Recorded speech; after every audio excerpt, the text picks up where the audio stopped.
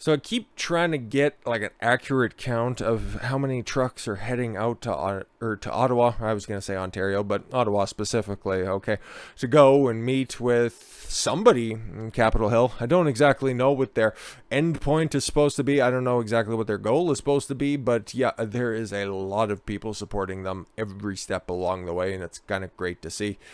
A group of over 10,000 Canadian truckers are leading the Freedom Convoy, a protest against government mandates, and will be joined by hundreds or thousands of American truckers to support the cause. There's some people who are saying 150,000 trucks. Like, that just seems astronomical. I would love to see pictures of it, but we won't really know until everything converges.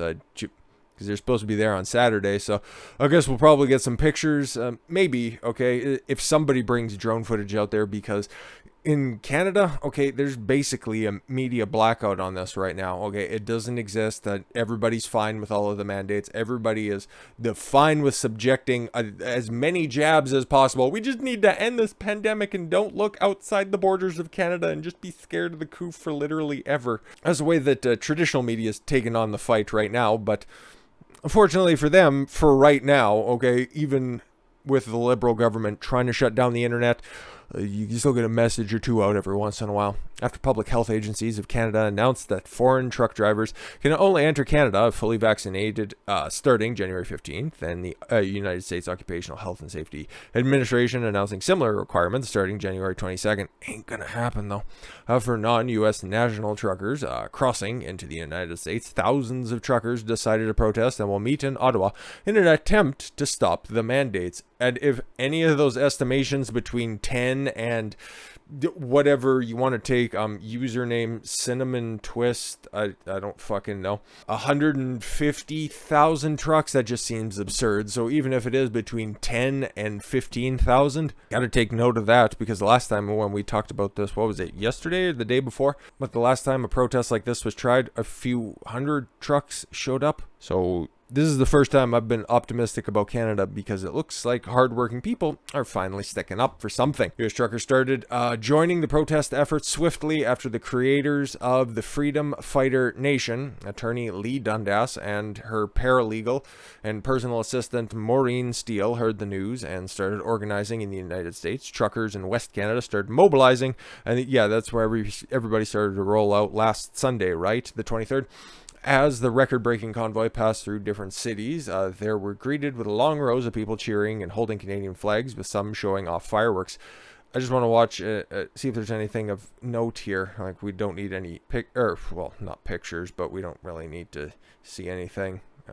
Okay, yeah, so obviously there's quite a few vehicles in here, like cars and shit. So if that's what they're counting towards the entire, and this was even beforehand, so this is where everything was started in Emerson, so that's all right. The Western Convoy is on its way, and the East Convoy is going to start tomorrow morning. Yeah, there's some descending from Nova Scotia out, okay, on the east, okay, and then I forget specifically where in BC everything started, but they're all set to converge, like it says there. Canadian Parliament in Ottawa, the country's capital, plan to arrive January 29th, park there, and peacefully demonstrate against vaccine mandates, where I'm sure they'll probably just get water cannoned and tear gassed, because peaceful protesters need to be starting fires and need to meet a certain color on the swatch in order to be allowed to peacefully protest. Truckers are not the only group that has preferred to lose their job over taking the big pharma shots. In October of last year, large numbers of healthcare workers were forced to leave their jobs in protest of mandatory injections, causing healthcare worker shortages. Yeah, that's happening here too. Anywhere that these get implemented, guess what happens?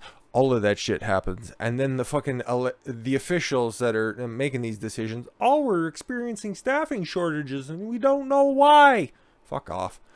Convoy is led by different types of trucks, but is also comprised of regular vehicles, as you could see in that pre-game rally, I guess, because that was from the 17th, but this is from January 23rd, and the streets are, Jesus Christ, don't care.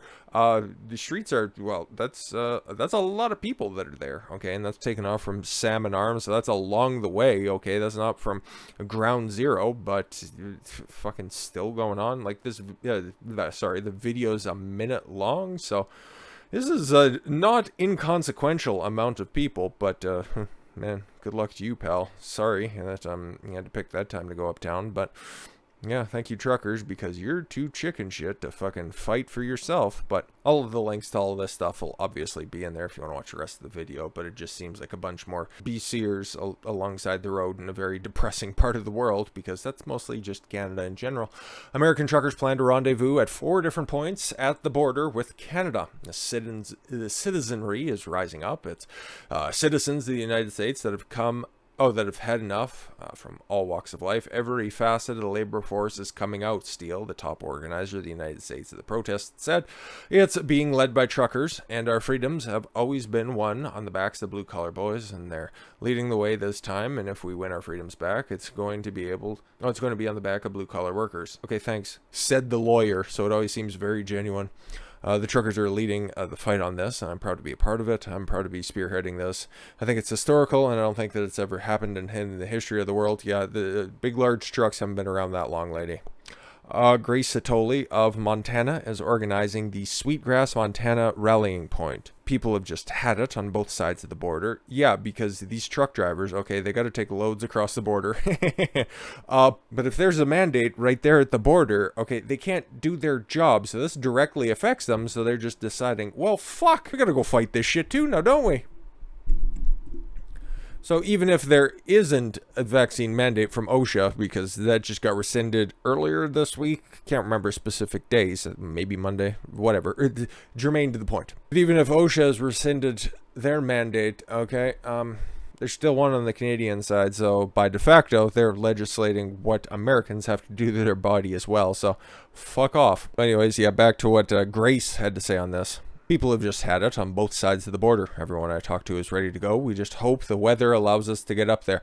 It's pretty nice. I think it might be a little bit colder out east, but as of right now, especially if they were rendezvousing in Alberta right now, it is right in on or around 0 for the weekend, and everything should be nice, but I don't know what it's supposed to be out east, because anything east of where I'm at could just fall off the map for all I care, because it's all AIDS. Our message is loud and clear. Hear this, Biden and Trudeau. We will accept tyranny no more. Sure.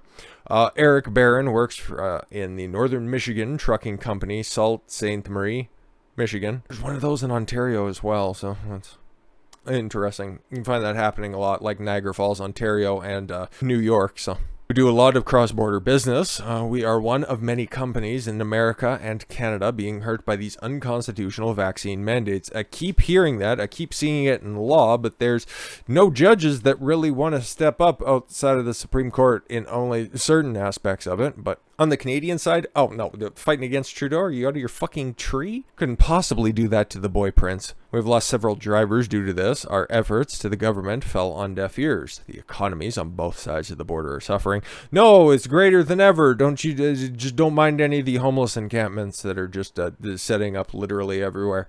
That's why I'm hoping that we get one more cold spell so we can kill off the rest of the homeless. It's time for people on both sides of the border to stand up for our constitutional rights and freedoms, and that's nice. We don't need to continue to read the same shit over and over and over again.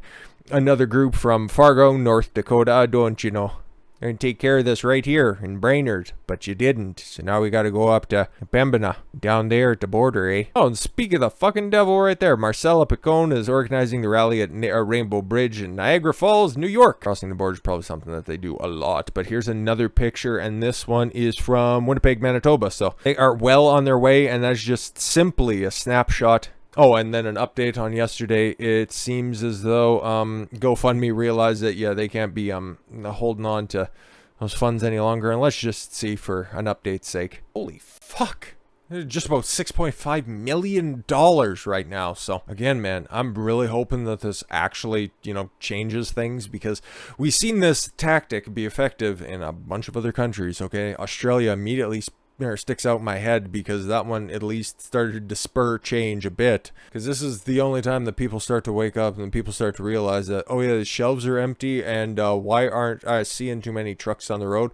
Oh, because they're all stopping in protest. Well, why are they doing that? And then finally the conversation gets started, and then the media blackouts can end. But are they really? Like, okay, CBC, CTV, they're all owned and funded, really. Global City, whatever the fuck it is. They're all owned and funded by the government, and they lap at the fucking ass of Justin Trudeau about anything that the motherfucker does. They don't ever say a crossword. Like, we don't have even though they aren't really that much of an opposition, we don't have a Fox News equivalent up here. We have Rebel News that's online that just gets deplatformed off of everything. It just seems like there's just one thought in Canada, okay? And she's not even hot. No, we're all of one big beta mindset, but that's not the fucking case. Okay, it really isn't. $6.5 million, thousands of trucks, thousands of vehicles.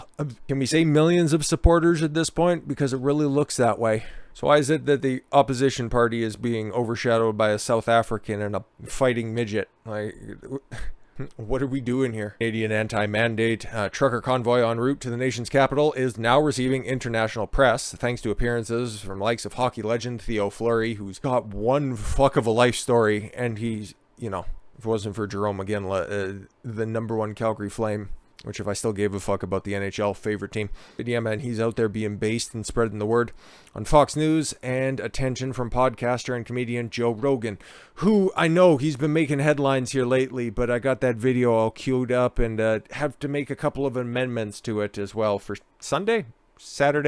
I don't even fucking remember. We're going to be talking about what he's going through here in a minute, but he's also making points on this. And then I seen this today as well, which spurned on this topic. Elon Musk, okay, like him or not, I think that he might be a little bit slimier than public persona is, but if he's causing a ruckus on this, he's doing more than our elected officials. Fucking, you take the attention where you can get it. Elon Musk tweeted 3 simple words in support of the convoy: Canadian truckers rule. My man in this aspect. The tweet cements what many Canadians already knew. The Trudeau Liberals' depiction of the convoy and the narrative they've attempted to build around it is in a tailspin, but not thanks to any work by Aaron the Fun Guy O'Toole. Why is it, that support and enthusiasm so difficult to get from the leader of the Canadian Conservative? Because they're all paid by the same corporations, because he's a fucking piece of shit. Trying to get words of support from the convoy from Aaron O'Toole is like trying to draw blood from a stone. Now, you'd be far more productive that way, okay? And you'd probably get better conversation out of it than from Mitch McConnell light. During a disastrous press conference on Monday, O'Toole made clear that he had been working with Canadian Truckers Alliance, again talking to the union, which directly contributed $9,800 to Trudeau's most recent campaign in 2021. So why would you be talking to the unions when you aren't talking to the truckers, you fucking jackass? We've been talking to the Canadian Trucking Alliance for several months. We proposed policies to help alleviate that. They aren't going to be getting the jab. They don't want the jab. So what policies could you propose, okay? You minority government having asshole. You don't have any coalition efforts out there. If you think you can cuck harder than the NDP in order to make a coalition for a vote of non-confidence against the Trudeau Liberals, go for it. But it ain't gonna happen because the NDP are pro-poke even harder than you or your wife's boyfriend. Here's the reality, said O'Toole. When there's a shortage of products, the costs go up, and Canadians are already 60% worried about paying their grocery bills. I think they're more concerned about allowing the government to just take over full autonomy on their body. I think that probably, when push comes to shove, when you line everything up in front of them, I still think individual liberty and freedom is probably top on the fucking list for Canadians. At least I hope so. Hopefully I'm not that far out of touch. Worried about paying the grocery bills, so we can't have policies that make it worse. What, like forcing fucking jabs into everybody's arms even though they don't want them? And we can't raise taxes. What a fucking jackass. I really wish he goes to show support for the trucking convoy and takes, unfortunately, one too many steps into the road. Not saying anything specific, but I'm just hoping for the best. So that's what we've been advocating for responsibility the last few months. Responsibility, right? Just do your job. Just shut up. Stop protesting. Stop raising millions of dollars. I'm envious because I don't get paid that much, at least on the books, is to try to tackle the supply chain crisis, encourage vaccination. They don't want that. Everybody's tired of that. Fuck off. Everybody who wants to get the jab has already got the jab, okay? If they want to go out there and get boosters, fine, fuck it. Your body, your choice, okay? But I want that played both ways, stupid. Not ignore problems and divide the country like Mr. Trudeau does, says the same asshole who just advocates it without the fucking coif, perfectly manicured hair. Worthless jackass. So again, this trucking convoy is supposed to converge on Ottawa to cause a ruckus down there peacefully, you'd hope. The media obviously are going to have to address it in one form or another, and they're going to try to spin it into a racist, sexist, xenophobic. I don't know. They probably ran over a few natives on the way over here, whatever the fuck else they want to try to spin out of it. But they'll have to figure out some fucking narrative. And I guess the entire hope of this is that they're trying to get an audience with the Prime Minister, who has said zero, fuck all about it, okay? Any of the opposition, okay? The Jagmeet Singh hasn't said anything. He's probably just drawn up a list of pejoratives to call these stupid inbred truckers, okay? You got Aaron O'Toole out here just, I don't know, trying to get enough fucking needles out there for everybody for his negotiations. But what about meeting with the, the boss in charge? Well, ain't this fucking convenient? Wonder why he hasn't said anything. It's almost like this is planned. Trudeau exposed to the coof will work from home over the next week. Work from home. I'm following Ottawa public health rules and isolating for 5 days. 5 days, starting today. Thursday, Friday, Saturday, Sunday, and Monday. Yep, he'll just magically have to miss that protest. Ain't that fucking convenient, huh?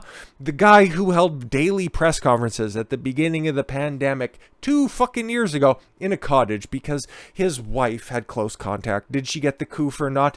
I don't know, depending on whatever her fucking close personal friend decided to blast all over her. Don't know. And this motherfucker's been jabbed up so many fucking times. Why is he concerned about the coof? Stay safe, everyone, and please get vaccinated, because nothing says it's safe and effective more like I've got to work from home because I've been exposed to it, even though I'm maybe on his 4th fucking jab. Somebody who's probably already had it, recovered from it. Safe and effective, right? Trudeau tweeted the news on Thursday morning saying that he took a rapid test and tested negative. But I'll be self-isolating for 5 days because I was close. Trudeau's itinerary for Thursday includes several meetings with world prime ministers. And he will also deliver opening remarks in the virtual Natural Caucus winter retreat. Of course.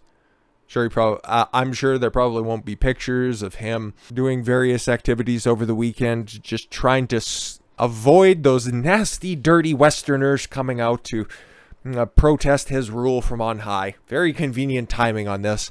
Hopefully you recover and you come back stronger than ever, Justin. But after saying that, I'm going to go cave my head in. So yeah, I'll probably be back on Monday because I am very, very interested on this topic. I'm still going to have videos coming out over the weekend. Don't worry about that. I'm very consistent, okay? As long as I have breath in my lungs and freedom in my veins, I am going to be making videos every single fucking day until I don't want to. And that ain't going to be happening anytime soon. But to see what the turnout of this is and what the coverage on it is, because that I'm very interested on. And we'll see if, I don't know. I'm sure that they definitely won't be saying, some of those rogue truckers that just happened to be in CTV panel vans just magically showed up at Trudeau's house and accosted him. I'm sure there won't be any definitely real and definitely legitimate protests that happen there that are caught on camera. I'm sure there won't be anything like that happening at all whatsoever.